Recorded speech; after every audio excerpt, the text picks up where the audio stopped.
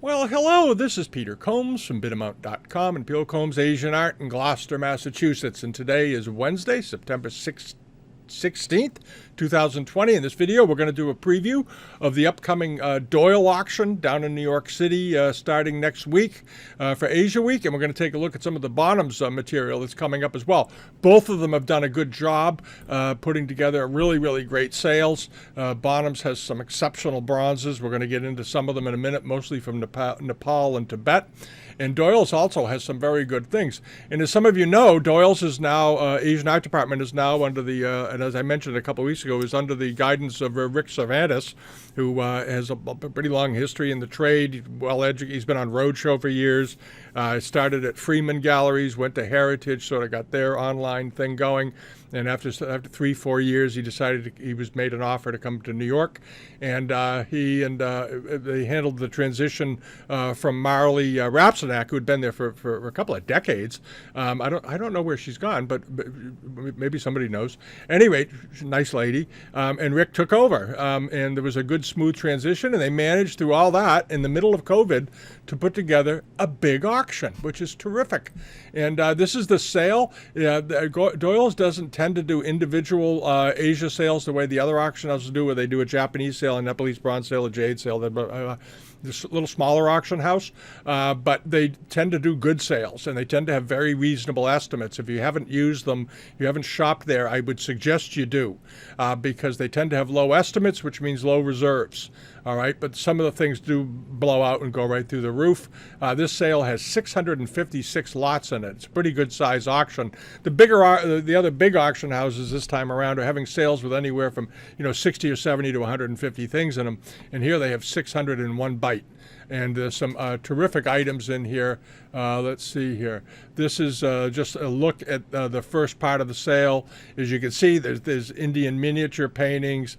There's Southeast Asian blue and white jars, some nice Tibetan bronzes. This time around, all of the auction houses seem really leaning heavily on bronzes and metals. Seems to be still a very strong demand for them. And there's a lot of big collections of them. And I think there's a lot of people are testing the market to see how they do. But this is a look at page 1 of their sale of just the first handful of things, and then mosey over, there's more, and so on and so forth. Some great things. There's some good snuff bottles in this sale also. They have a big component of snuff bottles, big component of bronzes, and some very good porcelain, as you might expect. All right, and let's take a stroll over to there. One of the lots in here, because I know we have a lot of people that like late Ming Wan Li material, is this. This is like a 9-goose Wan Li charger. But what's interesting about it, it's just a hair under 20 inches in diameter. And we've talked about big chargers before and how unusual they are. They don't turn up. Most of these dishes are, made in the 11-inch range or smaller in this style. This is a big one, almost 20 inches, very unusual. Looks to be in good condition, too. Nicely painted and well potted. And the estimate, I think, is $3,000 to $5,000, which is right in the range.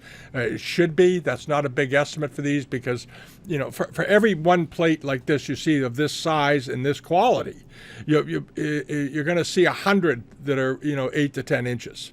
All right, you don't see many of these big pieces in good condition with a lot of repairs. But as always, do check and get condition reports. And then over to this is they've got it dated just as Qing Dynasty because it could be Kangxi, but I suspect it's more likely Qianlong. But a lovely piece of femme-vert, very finely decorated, nice enameling.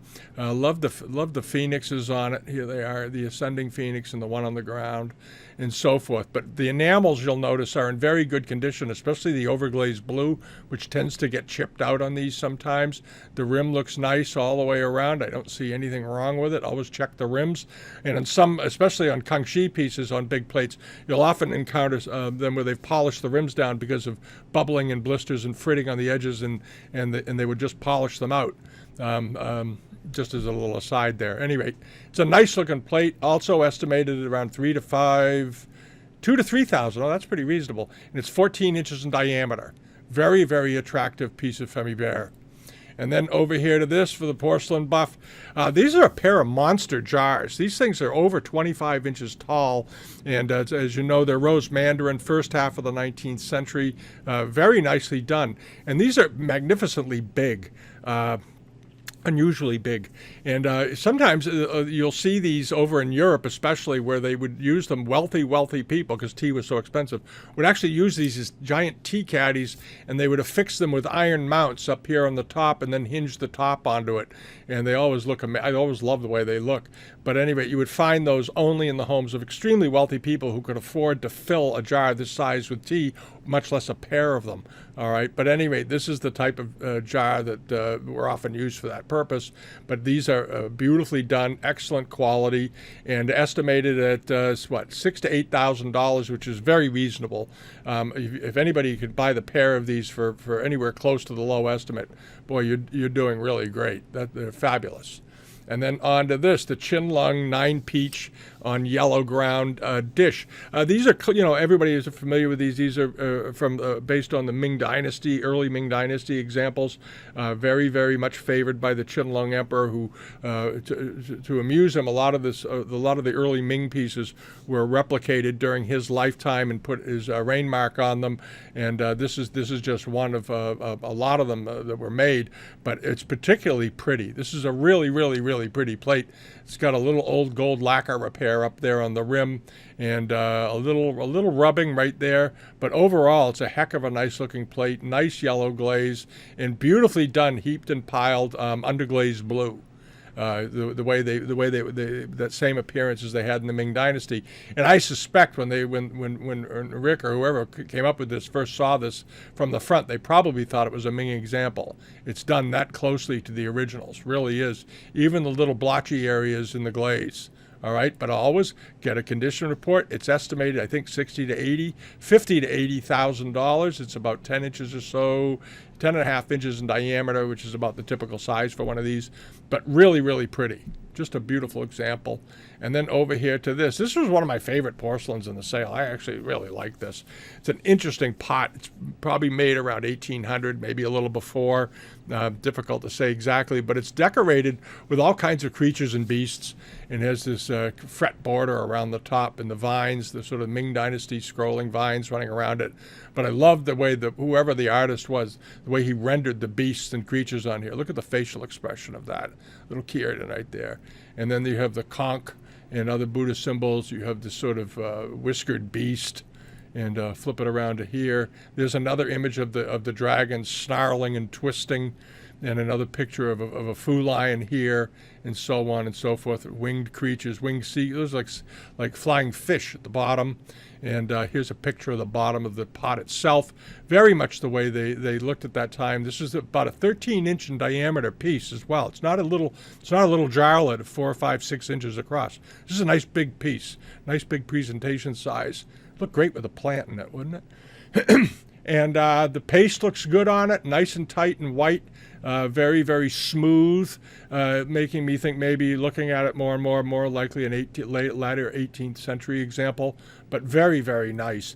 And the estimate seemed awfully reasonable, $3,000 to $5,000. That's an impressive and unusual piece of porcelain. When I look at things like this, I always say, well, when was the last time I saw something like this decorated in this tight style, done in this way? And it's been a while.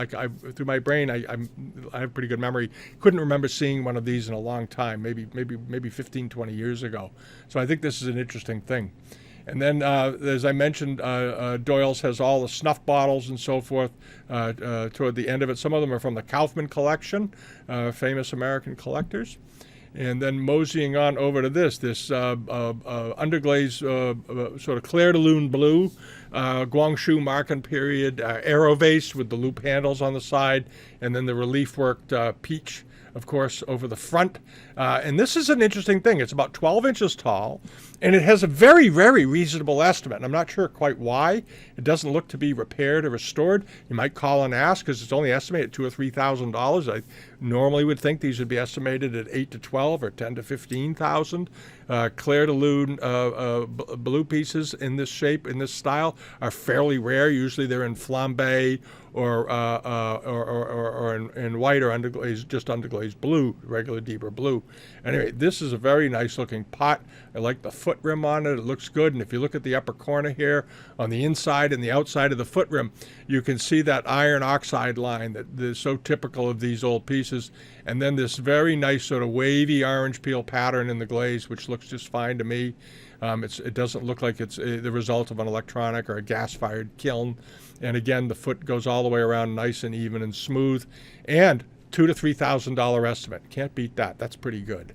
All right, if you can get it for anywhere, you know, if you can get this thing for under, I think for under $5,000 or $6,000, you stole it. All right, and there's the yellow plate again. All right.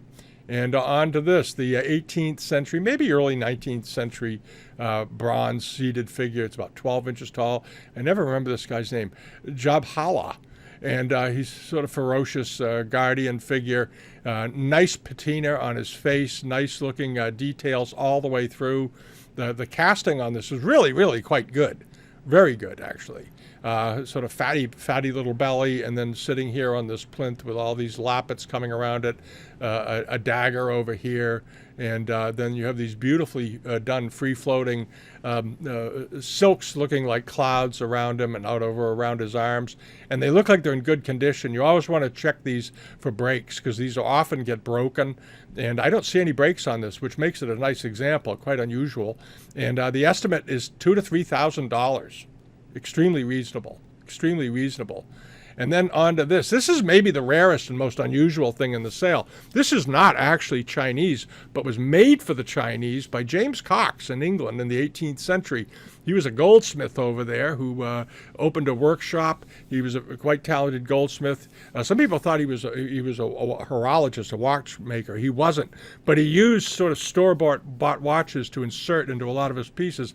And these pieces were made for the Chinese. Okay, it's reversed China trade here. All right, he recognized that the high Qianlong court especially had a fascination with French-looking metalworks and high-end English metalworks that had Rococo gilding. We talked a little bit about that vase last week that was done in China, but it done like European metalwork with inset precious stones, semi-precious stones and precious stones like this. And here's an example made in England using the exact same technique. And but beautifully cast, resting on rams or sheep on the foot rims and so forth. And this guy had a big business, and there's a lot to this story. Those of you who have never heard of James Cox ought to check out. We're going to check it in a second. The Metropolitan Museum has a number of his best things in it, and he had a lot of financial problems eventually because he got way out over his skis. And once he had some initial success in China selling these things, he began pumping them out by the boatload, just assuming that there was an endless demand. And the people he was supplying in China ended up finally saying, "Stop sending us stuff. We've got thousands of pieces we can't sell," as good as they were. The emperor ended up with a lot of them, clocks and all this other stuff, and eventually he went bankrupt. He died broke. I think I read a story that he died with $100 left in his pocket. But at one point, he actually opened a museum in England to show his gold and metalwork, and was charging admission to try to defer some of his losses. And eventually it shut down, and there was an auction of his property. And if you go to the Metropolitan Museum site, you'll see a whole bunch of things that he made that are in their collection. Watch cabinets, necessaires, which is what that little box was we just looked at, a miniature gilt sort of Bombay French-looking secretary, again with looks like rams supporting the base and so forth. And then this really nifty looking watch. Automaton watches. He was also an automaton fan, though. He loved all that stuff. So that's the history behind this box. They put it in the Chinese sale. They could have just as easily put it in a fine English sale as well. But if you're interested in reverse China trade, this is a really great item. And has an interesting history, and they do not come up on the market often. There are very few of these that ever turn up anymore, and it's made of solid gold. Alrighty, now that's the Doyle sale. There's a lot of other things to look in there. Himalayan paintings. They have lots of good bronzes. They got some Ming Tibetan figures. lot of good Japanese stuff too. Japanese lacquer wares, Japanese woodblock prints. So do check out Doyles, and they're very easy to deal with. Nice people. All right, so do that. Now over to the bottom sales. There's a bunch of stuff coming up over here as well.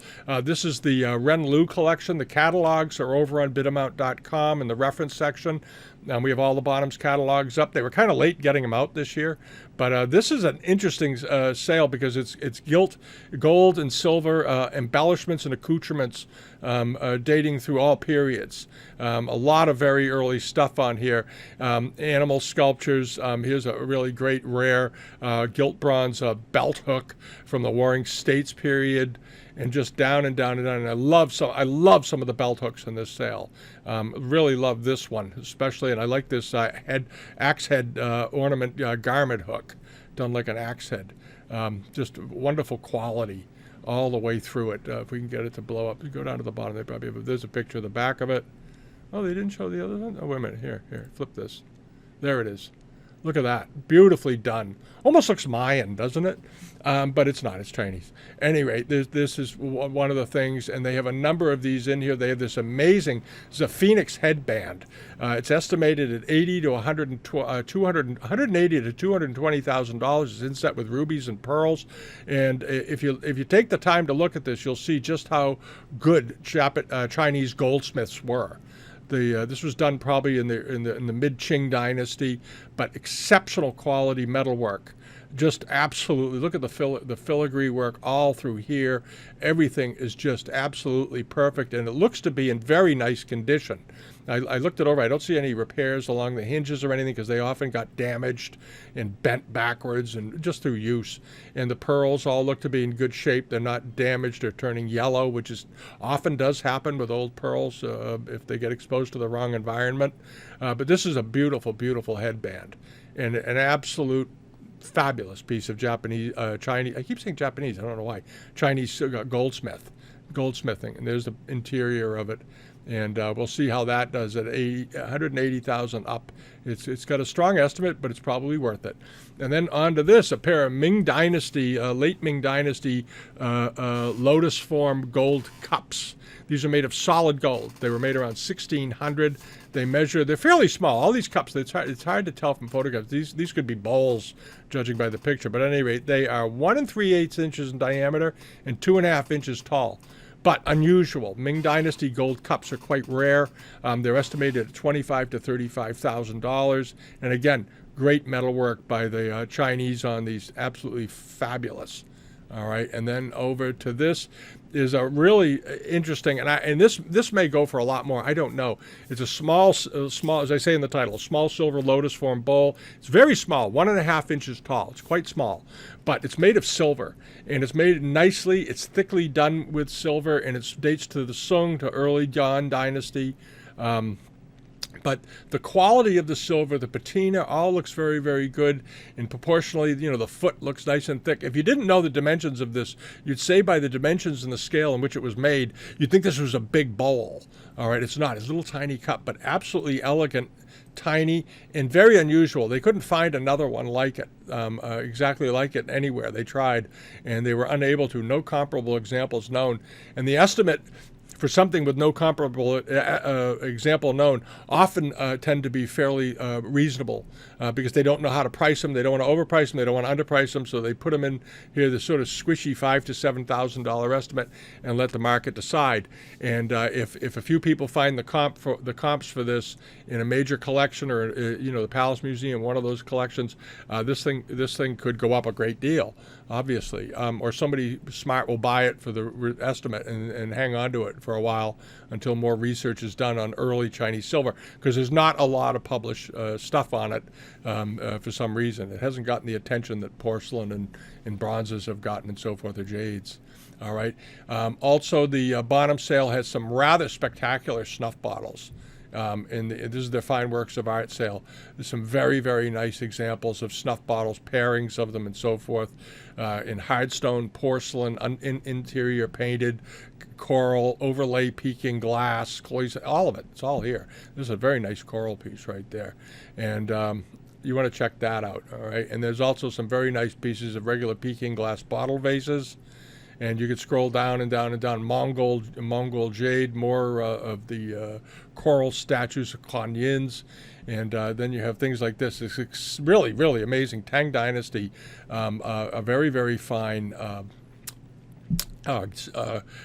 gold repoussé worked dish. These are extremely rare. I think the RenLu Collection had one a few years ago. It was very similar. I think it was. I'm not absolutely sure. Now this is a bigger piece. This is 8 inches in diameter. And see if they have a better picture at the bottom. There they go. There you can really get a sense of the surface on these with the gilt work over it, and then all the silver. And you'll notice some of the tarnish is sort of peeled away over the years because silver tarnish can get pretty thick. But a lovely, lovely example. There's a big write-up on them about the Kempe collection, which had similar examples. It's estimated at $200,000 to $300,000, and we'll see how that goes. But these are very rare, and slowly. It seems that early metalworks, other than bronzes and copper alloy pieces, are becoming of more interest to collectors increasingly. All right, and then on to this. This is an absolutely fascinating robe. It is a Chinese example, obviously done around the end of the Kangxi to the Yongzheng period. And what's interesting about this, if you're looking at it and saying it looks a little funny, the reason is that these were made typically in and around the imperial court, but sometimes they shipped them off to Tibet and other places as gifts and tribute to monasteries and provincial leaders and so forth in other areas. And often they would take these when they arrived, in this case they believe it was Tibet, and they'll be retailored to suit their culture, to their taste, more than the mainland Chinese taste. All right, and that's what this is. And this is an early piece of Chinese silk, obviously, and beautifully, beautifully done. Look at the wave pattern on there. When you see that waving pattern at the bottom of Qing robes, this is what it started out as. I mean, it really looked like waves. Just spectacularly well done. And you have this rocky outcropping scape in the center, which you often see if you think back on Swato bowls in the center and so forth. They often have an image that looks very much like that. But these are absolutely great. 4-clawed dragons going up it, and a massive dragon in the middle with some losses. And I believe there's a split in this. Remember, this is a 1715 to 1730 robe. But absolutely fascinating, great quality, and it's estimated at $8,000 to $12,000, which doesn't seem crazy. They estimated a little bit lower because it has been retailored, but I think the fact that it's a court robe worn as what's known as a chuba and retailored for another market, I think make it more interesting. Excuse the interruption. Cell phone. I don't know what it was. I just rejected the call. I think it sounds like it looked like a sales call. Anyway, don't you hate those? I hate those things. God, they come all the time. All right. Now back to the chuba. This is a wonderful example, and if you like early Chinese textiles, and especially 18th century ones, which in robes are extremely rare, you really want to check this out because I think the estimate is extremely reasonable for this.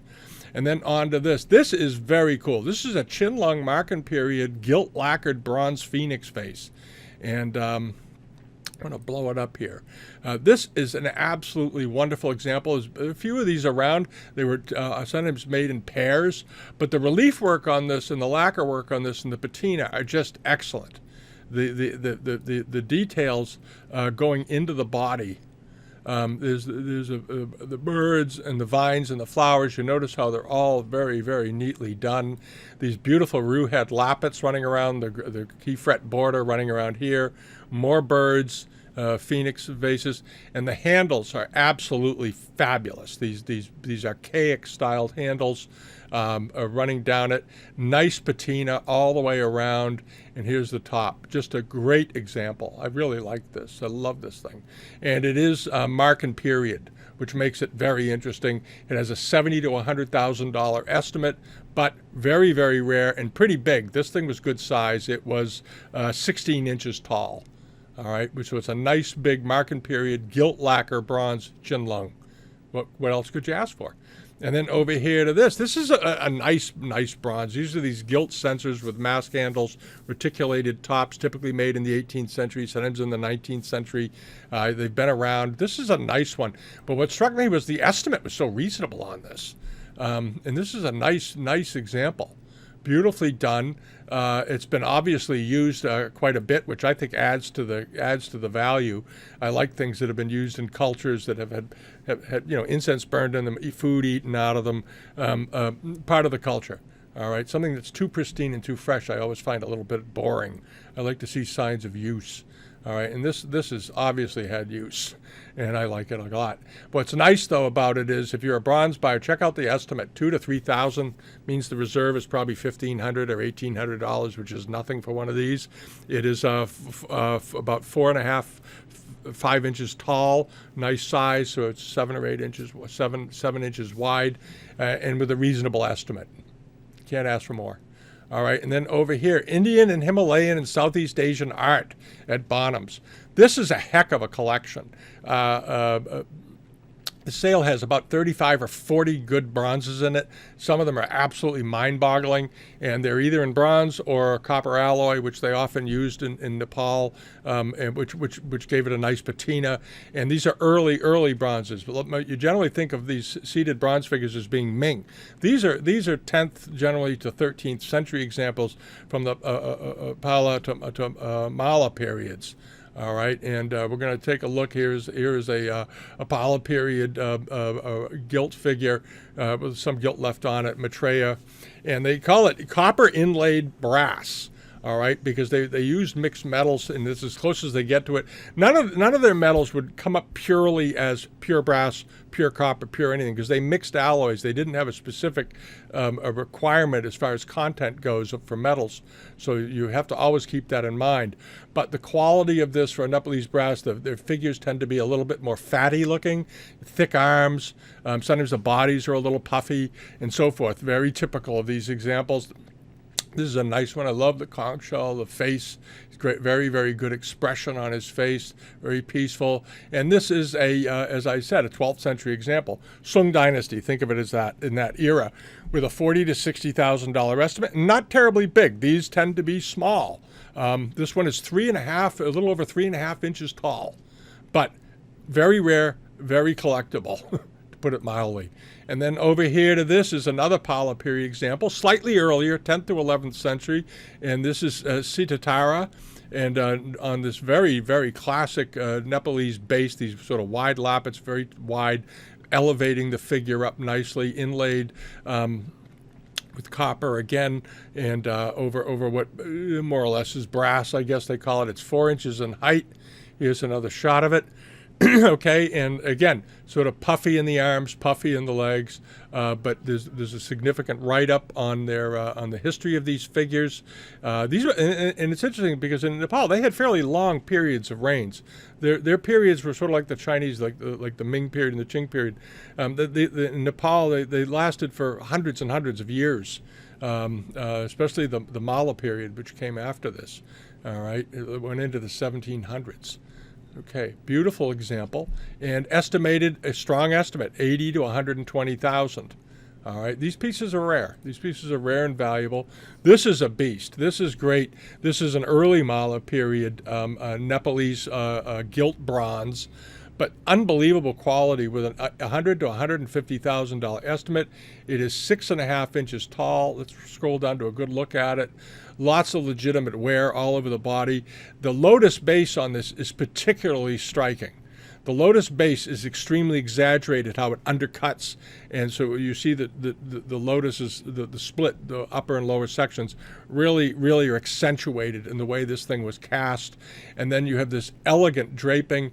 Sometimes these were tigers or leopard skins hanging over their shoulders, but the absolutely elegant way in which the robes are displayed with the beaded edges flowing over the figure, just absolutely excellent.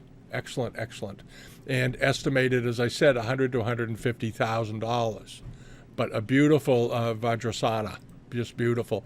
And here is another one. This was known as the Green Terra. This is another extremely fine copper alloy with gilding example made in the 14th to the 15th century. But the detail work on this and the inlay of all the stones, there they are.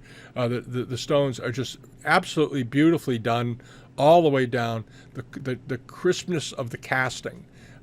People don't realize how absolutely amazing some of these castings can be for this period. And they make a lot of copies of them, so you want to be really, really careful.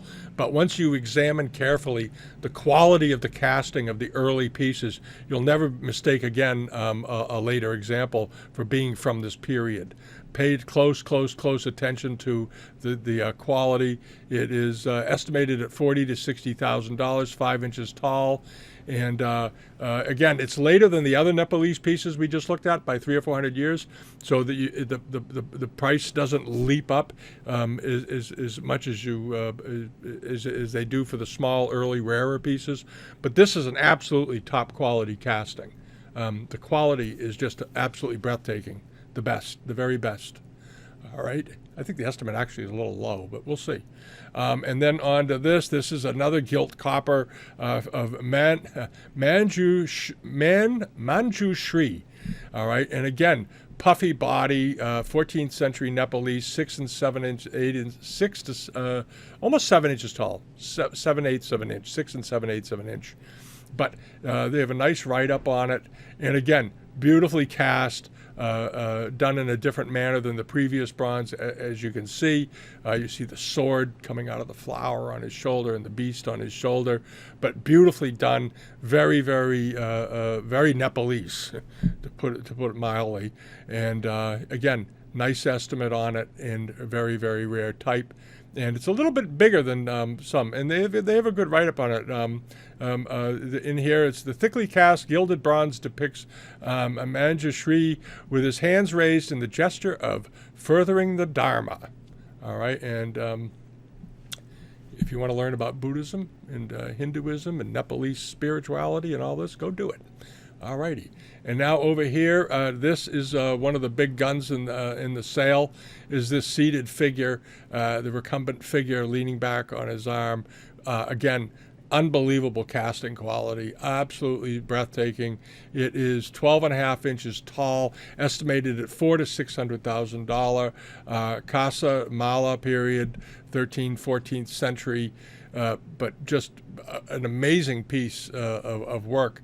And if you look at it carefully, you'll notice that the beadwork, again, you have the sort of leopard skin, leopard skin coming over his shoulder.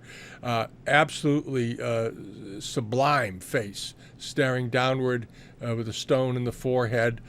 Beautifully done, proportioned arms, the legs bent back and ornamented all the way around, and then these freestanding relief ornaments coming off the body, thick, gilded, the rolled neck here that you see on early stonewares, even on Tang stonewares. It was a common way of doing it, and other metalwares.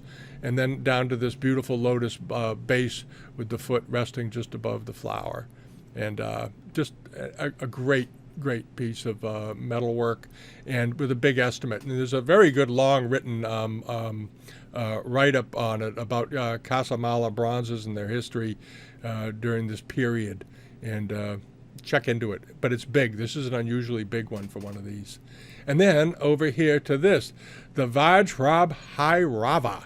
All right, and this is a classical one. This is one of those multi-armed beasts, about 7 inches tall, 18th century. That's when most of them were done. There weren't a lot done before that, though. They often get sold as being 15th and 14th century. Most of them were made during the 18th century, no matter what anyone tells you.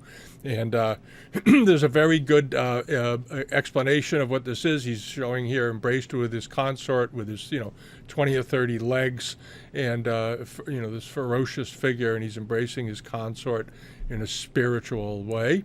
And but amazing quality, amazing casting quality. When you think about when this was made and how they were able to do it, and the paint decoration on it all looks to be quite good. I would look into it if you're thinking of buying it and make sure to see how much of the paint is original. Sometimes it is, especially on these table pieces that were done in the 18th century. But the quality of the work on this is superb, just stupendous. And you see all the figures. It's just, there's a whole long history of this, and they explain what all the hands are for and the skulls and so forth. And here are the feet and more faces and skulls down here at the bottom. It's a little gruesome, but it has to do with good and evil, so it's important to know. Alrighty, and that's it for Bonhams. And they've got 3 catalogs on our website if you want to go look at them over in the reference section. And if you haven't subscribed to us yet here at bitamount.com or on YouTube, please do. We love hearing from new people, and take advantage of this site, take advantage of these videos, give us a thumbs up, share these. A number of people have shared our videos on their websites, and they wanted to know if it was okay. It's absolutely fine. You just put a link on it, and you can drop the link in. We don't mind at all. We think it's fun to get shared. Alrighty, have a wonderful week, and I will be back Friday with the regular weekly video. And we're going to go over some prices. The prices were pretty good this week, and we're chugging along on developing out the new site. We'll have a little bit more news on that, I think, on Friday, and that's it. So have a wonderful week, and see you next time. Bye-bye.